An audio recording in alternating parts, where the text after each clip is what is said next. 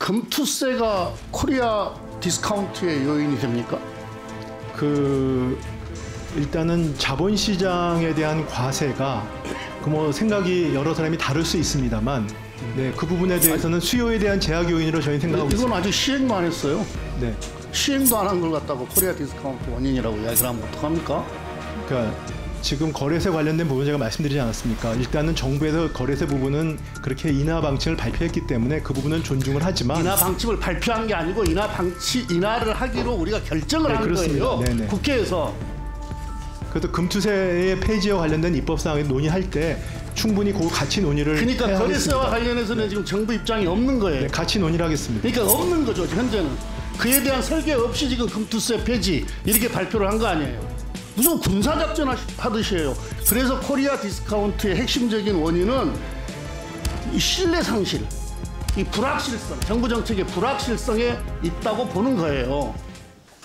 정초라서 거시경제 관련해서 한번 짚어봤으면 좋겠는데, 지금 정부가 여러 가지 경제 정책이 여러 가지 이유로 국민의 신뢰를 잃어간다, 이렇게 판단이 되어서 그와 관련한 현안 하나만 먼저 좀 질의를 하도록 하겠습니다. 부총리께서는 자본시장에서 코리아 디스카운트 원인이 뭐라고 생각하세요? 뭐 여러 가지가 있을 수 있지만은 수요 공급 측면이 다 있습니다. 그래서 공급 측면에는 저희가 성장성 있는 기업들이 많이 들어가야 되고 기업의 지배 구조라든지 이런 부분들이 중요하고요. 수요 측면에서는 어떤 자본시장의 수요를 제약하는 여러 제도적인 것들에 좀 그런 부분들에 대한 제도 규제를 완화해야 되는 이런 부분도 있다고 생각합니다. 기업 지배 구조의 불투명성, 주가 조작 같은 불공정한 자본시장. 네.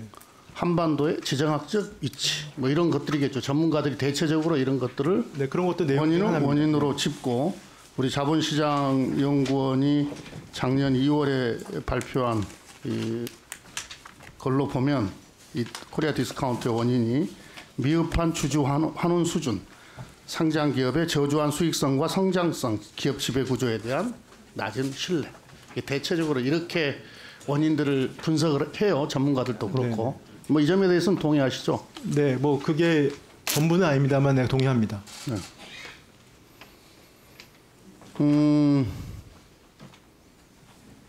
금투세가 코리아 디스카운트의 요인이 됩니까? 일단은 자본시장에 대한 과세가 뭐 생각이 여러 사람이 다를 수 있습니다만, 네, 그 부분에 대해서는 수요에 대한 제약 요인으로 저희는 생각하고 있습니다. 이건 아직 시행도 안 했어요. 네. 시행도 안 한 걸 갖다가 코리아 디스카운트 원인이라고 이야기를 하면 어떡합니까?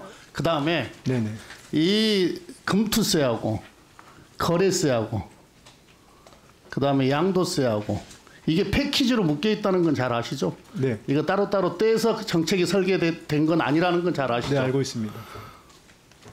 그러면은 금투세를 지금 폐지하겠다고 했어요. 이거 뭐 입법 사항이기 때문에 쉽지는 않아 보이긴 합니다만은. 그러면은 그건 어떻게 하실 거예요? 아까 패키지로 묶여져 있던 거래세하고 양도세는 어떻게 할 거예요? 양도세 부분은 저희가 시행령을 고쳐서 지금 양도세랑 양도세 두고 거래세는 어떻게 할 거예요? 거래소 부분에 대해서는 저희가 이제 어차피 금투세는 입법 사항이니까 국회에서 논의를 하고 또 의원님들께 설명을 구하겠습니다. 그렇게 하는 과정에서 거래세 부분에 대해서는 저희가 당초에 투자자의 어떤 부담을 줄이기 위해서 거래소 인하를 지금 스케줄을 발표하고 그렇게 되어 있지 않습니까? 그런 부분에 대해서는 그걸 존중하면서 금투세 폐지와 관련돼서 국회에서 그러면은 금투세도 시행 안 하고 거래세도 원래 계획대로 시행하겠다 지금 이렇게 이야기하는 거예요? 제 얘기는 그러면은 어렵게 이야기하지 말고 이게 패키지로 돼 있잖아요. 거래세는 점차랑 줄여 나가서 상차는 없앤다. 그리고 금투세 도입한다. 이렇게 설계가 되어 있잖아요. 지금 정책이. 그러면 지금 금투세 없애겠다고 했어요. 그럼 거래세를 어떻게 하겠냐고. 원래 스케줄대로 점점 줄여 나갈 것인지, 그리고 장차 없앨 것인지, 아니면 현행대로 유지할 것인지, 더 늘릴 것인지. 이게 패키지로 되어 있으니까 이 거래세 부분에 대한 답을 줘야 될 거 아니에요.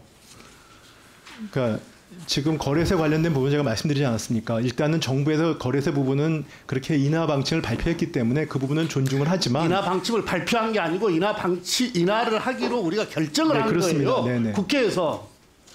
그래도 금투세의 폐지와 관련된 입법 사항을 논의할 때 충분히 그 같이 논의를 그러니까 해야 거래세와 하겠습니다. 관련해서는 지금 정부 입장이 없는 거예요. 네, 같이 논의를 하겠습니다. 그러니까 없는 거죠, 현재는. 그에 대한 설계 없이 지금 금투세 폐지 이렇게 발표를 한 거 아니에요. 아니, 방안이 없이. 없다는 게 아니고 제게는 인하 부분에 대해서는 지금 저희가 인하를 하기로 해가지고 지금 그 시행령을 고쳐놓은 상태 아니겠습니까? 스케줄이 있잖아요. 있기가 그거는 저희 존중을 하겠다. 그러면 금투세만 없애게 이렇게 거래세도 인하하고. 근데 그 부분은 그다음에 국회에서 논의를 기재위에서 논의할 세수 때 감세에 대한 대책을 어떻게 네. 세울 거예요? 네, 그 같이 지금 논의를 하겠다 이런 취지입니다. 예정처에서 이 금투세 없을 경우에는 1년에 1조 한 4천억 정도 세수 감소가 있다. 이렇게 발표를 했는데 예측을 했는데 그럼 3년 하면은 엄청나게 많은 숫자잖아요. 한 4조 가까이 되잖아요. 네네. 이 세수 감소는 또 어떻게 대책을 세울 거예요? 그래서 정부 정책이 대단히 즉흥적이라고 하는 겁니다. 이게요. 이 금융투자소득세 이거 제도가 설계될 때 이게 하루아침에 설계된 게 아니에요. 이거 내가 집권당 정책위의장 할 때 직접 관여를 해서 설계를 했기 때문에 이 내용에 대해서 너무 잘 알고 있어요. 많은 기관과 많은 사람들의 협력을 통해서 최선의 방안을 도출을 했던 거고 그것도 갑자기 시행하지 않았어요. 안은 2019년도에 만들어서 2020년에 꽤 오랜 기간 숙성을 시켜서 2020년에 12월에 통과를 시킨 겁니다. 그것도 거래세와 패키지로 해서. 지금 보면 김병환 차관 예. 금융세 폐지가 우리 주식시장과 주가의 불안 또는 마이너스 요소를 불식시킬 수 있을 것 이렇게 이야기해놓고 예. 주식 양도세와 증권거래세는 세법 개정 논의 과정에서 어떤 조합이 바람직한지 짚어보겠다 이렇게 이야기를 했어요. 이거 그러니까 대책 없이 한 거예요. 그냥 금투세만. 그래서 이게 선거용이다 이렇게 이야기를 하는 겁니다. 그래서 답변할 일은 아니고 지금 내가 확인을 시켜주고 있는 거예요. 그다음에 지금 이게 지금 뭡니까 이게 금융시장과 관련해서 공매도 금지도 작년 11월 5일에 일요일에 전격적으로 발표를 해요. 그다음에 주식 양도세 대주주 기준 상향 조정도 추경호 부총리가 구체적으로 검토하지 않고 있다 이렇게 이야기를 해놓고 10일 후에 전격 발표를 합니다. 그리고 인사청문회 다음 날이죠 그게. 무슨 군사작전 하듯이 해요. 그래서 코리아 디스카운트의 핵심적인 원인은 이 신뢰 상실, 이 불확실성, 정부 정책의 불확실성에 있다고 보는 거예요. 어떻게 생각하세요?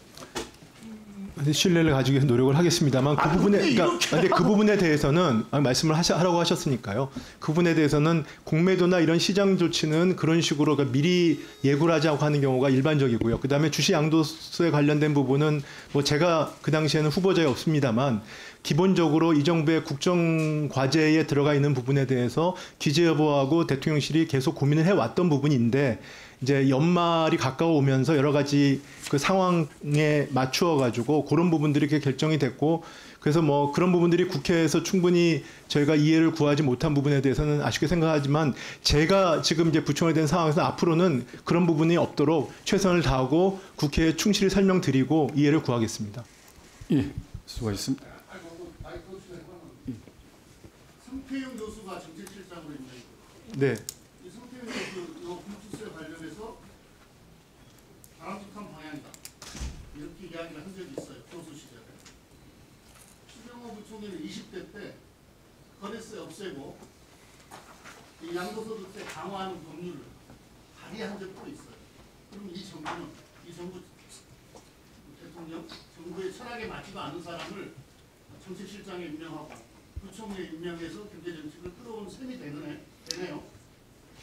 저기 뭐 의원님께서 설마 그렇게 생각 안 하시겠습니다만 경제 철학에는 큰 틀에서 말씀하시는 거고요. 어느 정책에 비해서는 개인 의견이 좀 다를 수도 있고 그 상황에 따라 있을 수도 있고 그걸 가지고 그렇게 전체적으로 철학이 다르다고 말씀하시는 거는 제가 동의하기 어렵습니다. 총리도 마찬가지예요. 2016년에 예, 마무리. 2016년에 이 주식 양도소득세 과세 대상 문제를 공평 과세다 이렇게 지금 앞에 지금 시간이 없어서 설명을 못했는데 그 말씀을 하셨으니까. 예.